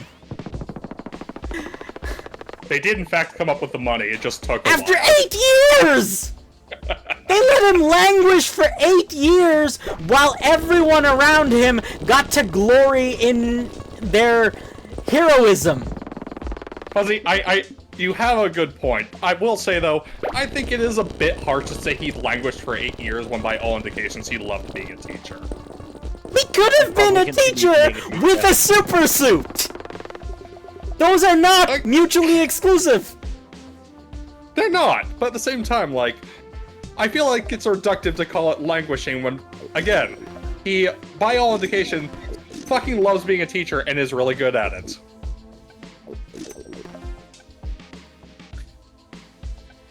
Can I also just clarify something? Okay. You said that I get irritated when this topic conversation comes up. I got irritated mostly just once, and that was a culmination of me trying to watch anime, fucking getting interrupted by what was the name of that fucking show that had some transphobia in it? You're going to have to be more specific. Yeah, that's not a... It was like the fucking animal one that Marco like started to push for it. Wait, which animal one? Oh, Seddon Academy, I think that one was. Yeah. So, I was dragged into bullshit there. I was dragged into bullshit, I think, to do with some admin thing in our fucking server, and then into fucking more fucking Bakugo bullshit. I'm just there just trying to watch some anime, goddammit. So yeah, I sort of got very irritated with that. Understandable. Also, gotta say, I would also say that this was before fucking My Hero ended, and we could, you know, actually, fucking, whatchamacallit, Have complete information? Yeah. like, actually, evaluate how, you know, Horikoshi wrote Bakugo's redemption arc. I think we can say now that it was... He didn't! At best, it was flawed. Yeah, it was a fairly mediocre redemption arc. I still think it was better than the redemption arc for a lot of Naruto villains. Not a high bar. Again, the bar is in hell. Oh yeah, have you seen that fucking edit of Naruto doing the thing he did with, what's his name, Obito, except Obito is substituted with fucking Hitler? No, I don't want to. No, it's just like a single panel thing, and it's like, okay, I get what they're going for with the meme, but like, that's a bit too much. Like, come on. I know it's But shit also, posting, but didn't like Obito like do a genocide? no, that was Madara, I'm pretty sure. There were a lot of... He was complicit Naruto in genocide. there were a lot of Naruto characters that came close to a genocide and got completely forgiven. Orochimaru's just chilling, Hokage, apparently. Yeah, Orochimaru just gets to chill and watch his kid grow up.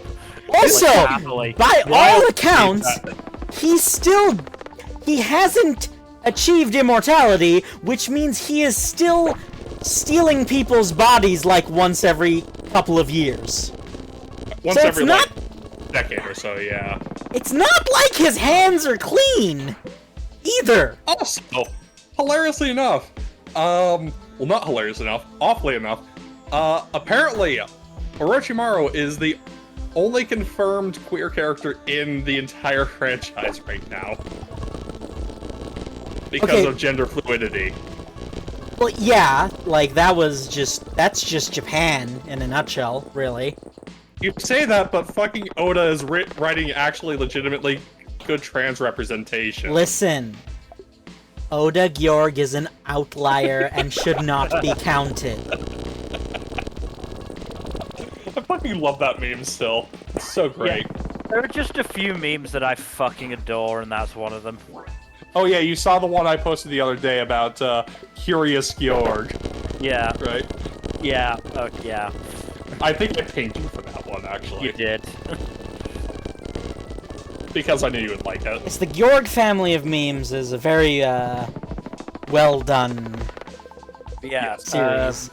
It just works so well. But yeah, like, we're talking about, manga authors. Let's not bring Oda into this. He's better than that. He is an outlier, yes, and should not be counted. But yeah,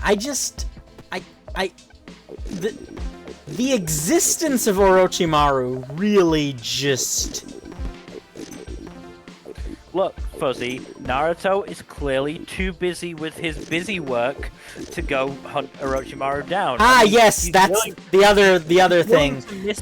He's willing to miss his kid's birthday party to do busy work. Yeah! Despite... No, Mill, clearly, he can just have his shadow clones do it. Clearly.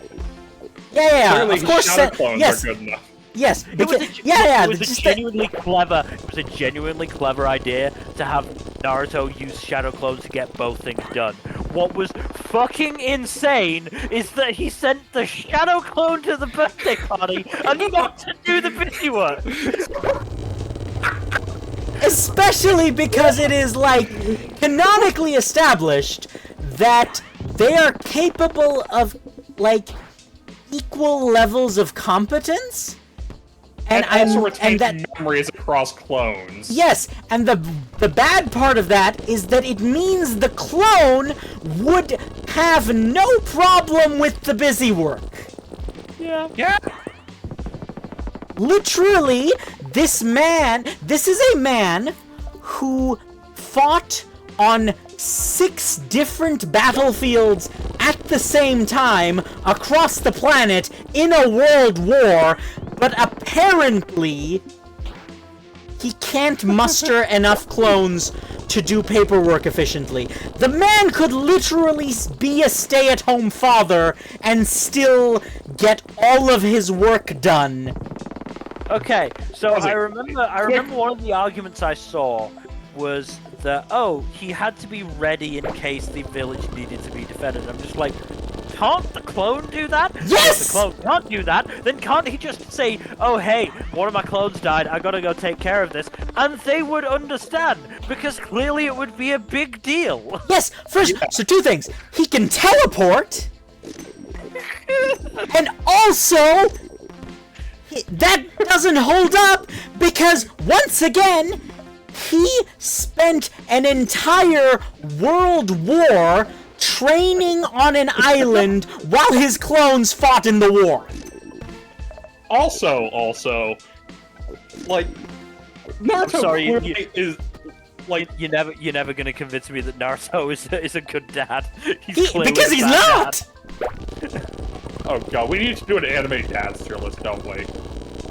I thought we already had that lined up. We do, but I think we need to find a good one, I'm pretty sure. But yeah, no. Also, Yes. let's be honest. Naruto clearly has intelligence as his dump stat. I know, but Shikamaru is right there. I know. Shikamaru surely told him, hey, maybe keep the Shadow Clone here and go to your Yeah, fucking he kid's has birthday." literally the smartest person on the planet as one of his best friends and advisor, the smartest person on the planet, who also is a very good father, who had a very good father growing up, and clearly knows what that entails. Like, there are so many things wrong with the... Like, also, it's just... He is as bad a father as the third Hokage was as just a general human being. Sorry. This is a slight tangent, but it is somewhat related. Do you all remember the fucking hurricane episode of American Dad? No, because I haven't watched American Never Dad watched in like American Dad. 20 years. Basically, a hurricane hits. Stan continues to make incredibly terrible decisions, which results in he breaks a window so that they can get to higher ground in the house, letting floodwater come in. That allows a shark to come in. Of course. He decides to get a bear to fight the shark. They end up working together. Because, I mean, yeah, like, this is like... Always. They're natural friends, apparently. So then he decides to try and kill the bear by hooking his old college javelin, and it completely misses and hits Francine in the shoulder. And the bear just looks at him and just shakes its head, just like, "Are you? What is wrong with you?" I'm imagining, just going now back to Naruto, I'm imagining somebody actually breaking in, them realizing that it's a shadow clone at the fucking birthday party, and just doing that exact same thing, just going, really? Really? Yeah, it's just like, there is no... Like, you can make No good explanation. Yeah, you No can good make the explanation, argument right? that because both he and his wife had either no parents or, like, bad parents, it's like they don't know what they're doing. They are is a really good surrounded plan, thank you. by people who they listen to normally, who do know what they're doing. Also, yeah, that is a Ruka slander, sir. Iruka's more of a big brother than a father. In many ways. Also, Iruka did nothing about the poverty. Are you forgetting the plot point that the boy lived in literal poverty, despite the fact that his father probably had too much money? Iruka did very little about everything, to be brutally honest. Yes! He was kind of just there to be like, hey, I like you. I'm not gonna do anything to help you, but I like you. Okay, I'm looking up Anime Dad tier lists, and none of the ones I'm finding are particularly sufficient for our purposes. Yeah, we need to find an Anime Dad tier list that is not just, like, villains. We need an Anime Yeah. Dad tier list that actually features, like, protagonists. I mean, we can just make one ourselves. It's not that difficult. I wish you the best of luck. It used to be not that difficult, and then the search engines went through another stage of shitification. Oh, Right. no. It shouldn't be that difficult to find JPEGs of anime characters, as long as they're not from too obscure of an anime. Maybe we should ask Akinator. Y'all remember Akinator? No. No. Akinator? No. The little... The genie that you, like... Oh, you mean Ask Jeeves? No, please. I recall neither of these things. Huh. I thought that was like a more of a common knowledge thing. But anyway, It exists. It's also full of holes. But yes, cause like, here's the thing. I agree with a lot of Team 4 Star's creative and personal takes. Would you like to guess which of his Goku's takes? about that, yeah. Yes. Yes. Which of their take? Like, the fact that They both. have said in retrospect that they do regret how they handled that. No, that's not what I'm talking about. I'm talking about the fact that both of them refuse to acknowledge that Goku is a bad father. I'm sorry, what? You think Goku is a bad father? No, so Lanny and Kaiser have both gone on record saying they don't believe Goku is that bad a father, which I wholeheartedly disagree with. Oh, okay. So you do think he's a bad dad? Yes. Like, by a lot. Elaborate. He just, like, his priorities are all fricked up, is what I'm trying to say. Fuzzy, for one thing, Goku is, like, not really emotionally intelligent in the slightest. And also, like, he does, in fact, like, take time to spend time with his sons. A lot of it is just off-screen because a lot of it is, like, not action-focused and not what Toriyama wanted to focus on.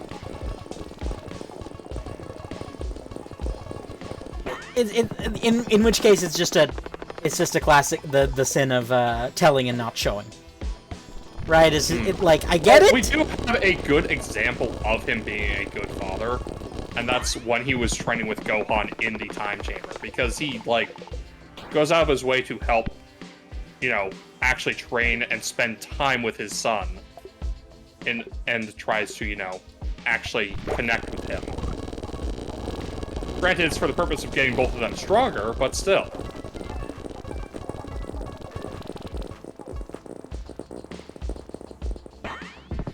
I have thoughts on this that I will...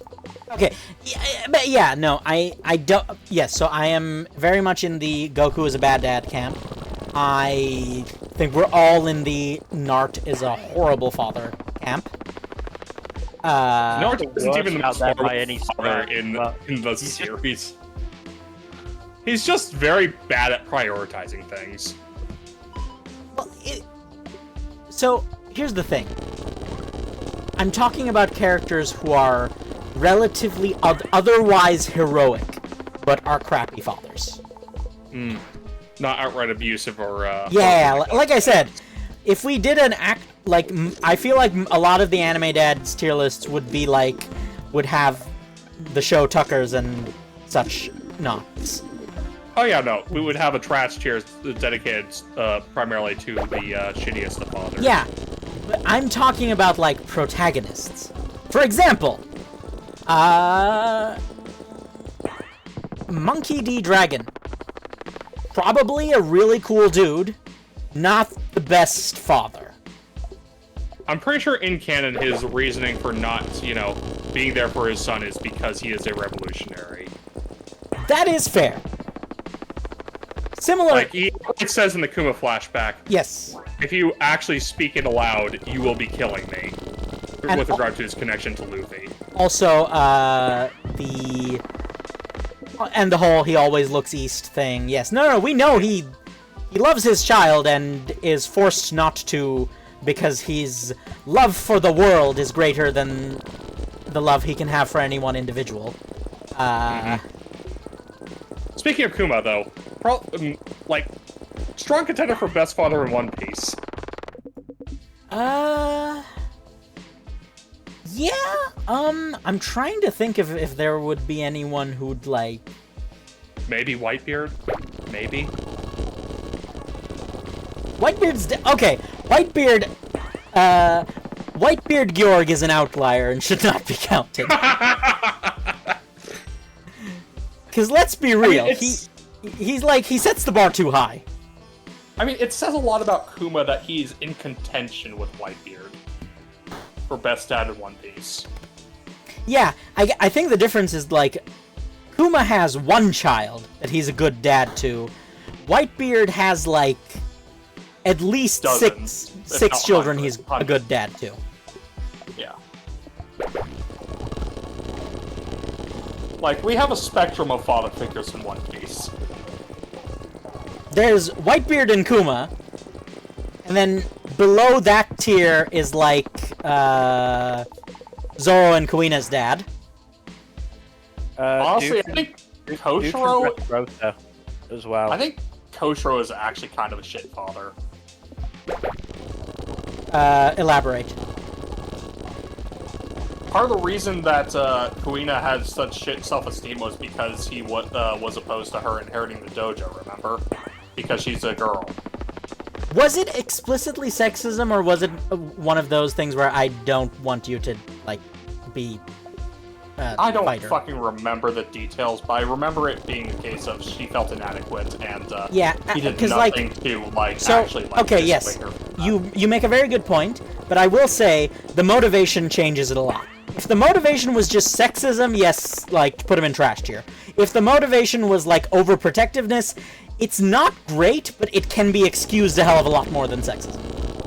I'd have to reread that part of the manga, if I'm being honest, and it's been a minute since I touched the beginning. I haven't done, like, a full reread of the series in a few years. I think there's too much to do How that. dare you, It's not Jack. really possible. It's very difficult to do annual rereads of One Piece unless you're absolutely insane. And that's coming from me. The best thing to do in that case is just do a wiki dive, I think. I'll probably, like, at some point do a reread from the beginning, but that's not... Save that for when it ends. You know how long that'll fucking take? Apparently it shouldn't take that long, right? You know, it's funny. I'm actually in a similar situation with another novel I quite enjoy. Trash of the Count's Family. The author was like, okay, part 2 will be the end of the series, 300 chapters. A few weeks ago, she hit 300 chapters and was like, I may have, in her, like, 100 chapter anniversary author's note was like, alright, y'all, I may have underestimated the amount of content I wanted to cover and overestimated the chapter length to say that it would end in 300 chapters. I've got, like, quite a bit left to say, so, you know, I be...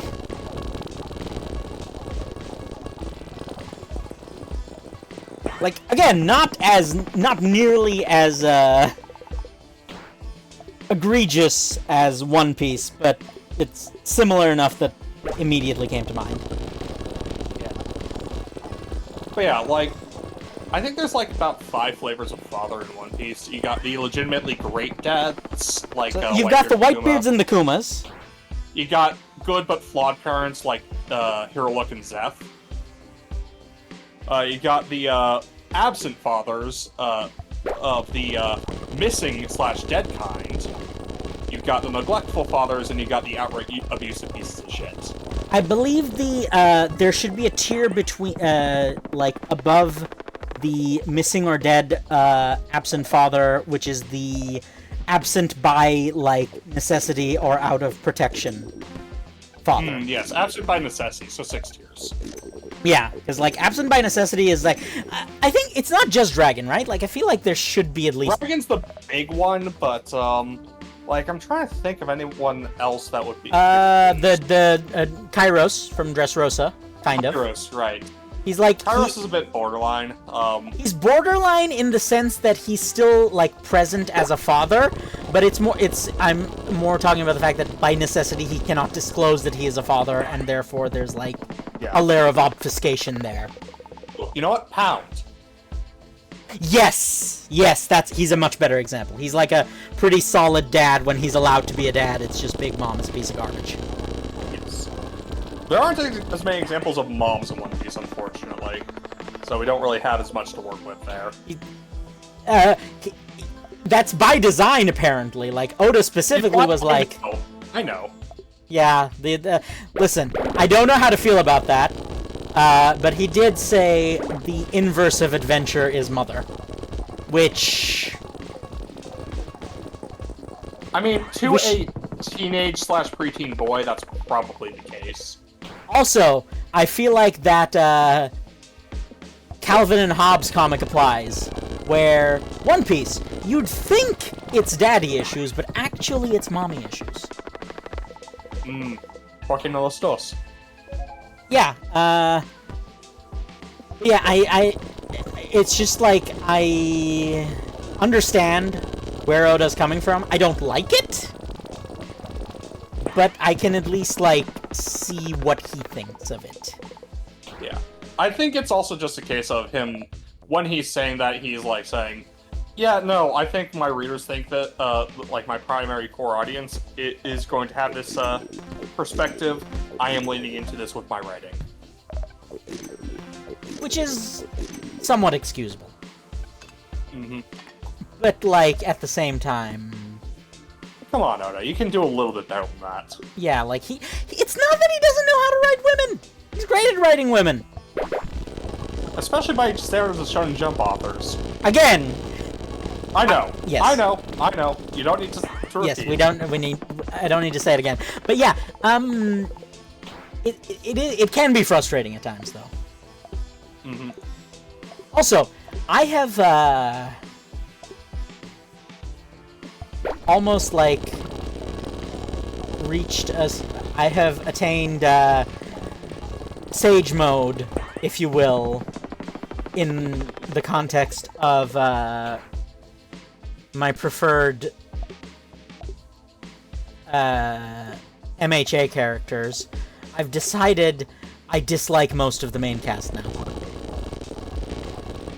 In retrospect. I've retconned my fondness for the entire cast, except for Boy with tentacle arms. He is now my new favorite character.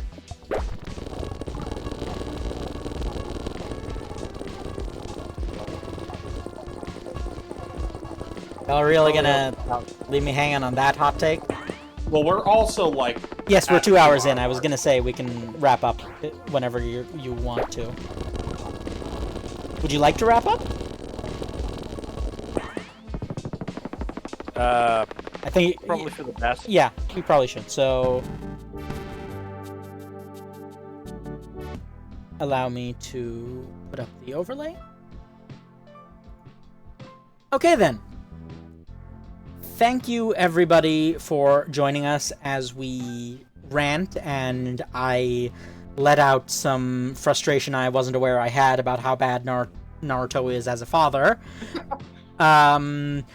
Give us a follow on Twitch and all that YouTube stuff, Jack. Like and subscribe, leave a comment down below, and please press that bell icon, you know? And thank you for joining us, and we will, Tuesdays, Thursdays, Saturdays, Sundays, that's our schedule. Thank you for joining us, and we will see you next time. Bye-bye. Later. Good night.